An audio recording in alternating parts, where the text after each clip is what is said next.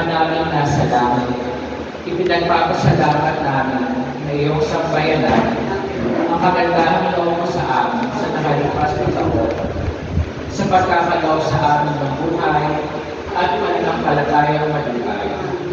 Ipinararanas mo sa amin na patuloy ang iyong pananahan sa tulong ng Espiritu Banal na may sabuhay namin ang pananampalataya kay Kristo anak mo sa pagiging matapat namin mga layong bahagi ng sambayanan mo.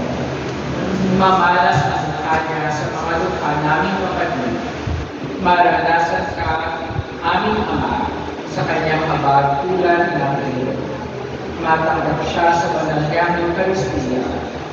Maitanggal siya sa aming pakatahanan at pamilya. Masinagan ang iyong mapagpalang pagtabay sa aming mga kaparian, relihiyoso at relihiyosa, at sa pagbanal na laakay ng aming mga kabataan. Sa pagliwan namin sa mga ito, patuloy nawa namin madama ang iyong pagmamahal sa buhay ng bawat mag-anak sa aming sambayanan. Sa pagpapatuloy ng aming paghahanda sa balikan na pagdiriwang ng kapanganakan ng iyong buktong na anak, ang pag-ibig mo kalinawa ang aming mapagtiwalaan.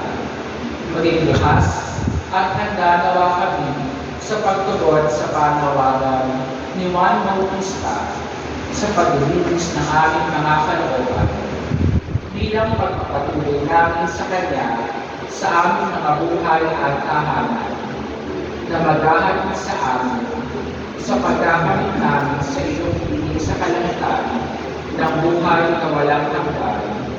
Sa mga kapitlan ni Yesu Cristo kasama mo at ng Espiritu Santo.